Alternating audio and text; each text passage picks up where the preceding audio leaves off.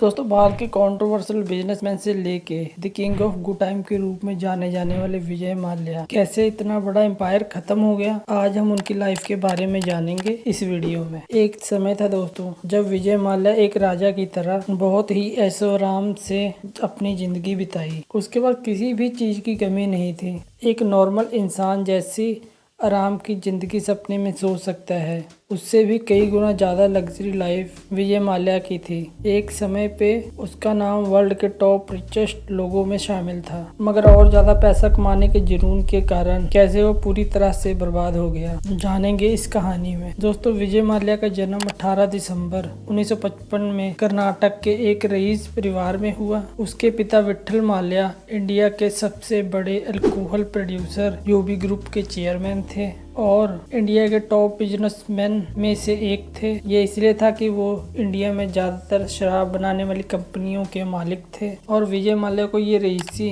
ये शानो शौकत, इतना बड़ा बिजनेस एम्पायर, ये पैसा सब कुछ विरासत में मिला था। छोटी उम्र से ही विजय माल्या की जिंदगी एक महाराजा वाली थी, पर अचानक 13 अक्टूबर 1983 को विजय माल्या के पिता विट्ठल माल्या की मौत हो गई और जब विट्ठल माल्या की मौत हुई तब विजय माल्या की उम्र सिर्फ 28 साल की थी। इतने बड़े बिजनेस एम्पायर की जिम्मेदारी 28 साल के विजय माल्या के कंधों पर थी। लेकिन कई लोग ऐसा बोलते थे कि विजय माल्या इस बड़े बिजनेस एम्पायर को नहीं संभाल पाएगा, पर विजय माल्या एक बिजनेसमैन माइंडसेट वाला व्यक्ति था। उसने अपने माइंडसेट और विजन के दम पे बिजनेस को और ज्यादा डेवलप और एक्सपेंड किया। उसने कई और नए बिजनेस भी शुरू किए। किंगफिशर एयरलाइंस एक ऐसा नाम जिसके कारण विजय माल्या का डाउनफॉल शुरू हुआ। विजय माल्या ने 9 मई 2005 को किंगफिशर एयरलाइंस नाम की ये एक फ्लाइट शुरू की। दोस्तों, फ्लाइट ये एक ऐसा बिजनेस है जिसमें पैसा पानी की तरह बहाना पड़ता है और विजय माल्या तो पैसा बहाने में माहिर था,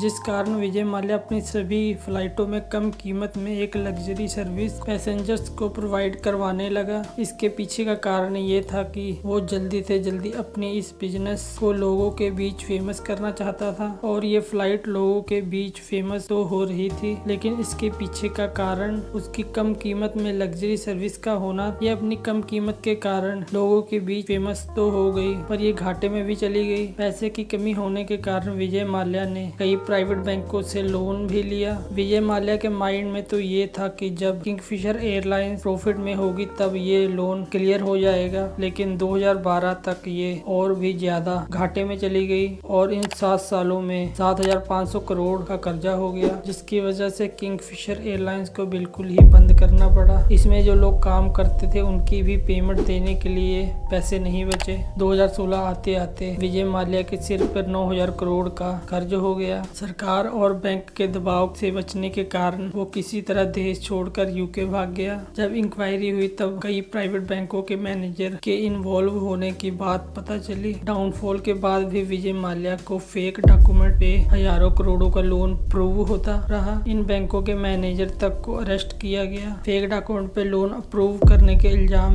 में विजय माल्या पे धोखाधड़ी, मनी लॉन्ड्रिंग जैसे और भी कई आरोप लगे। इंडिया में उसकी सारी प्रॉपर्टी बेचकर 80% तक लोन की रिकवरी कर ली गई है। इंडियन गवर्नमेंट की कोशिश जारी है विजय माल्या को भारत वापस लाने के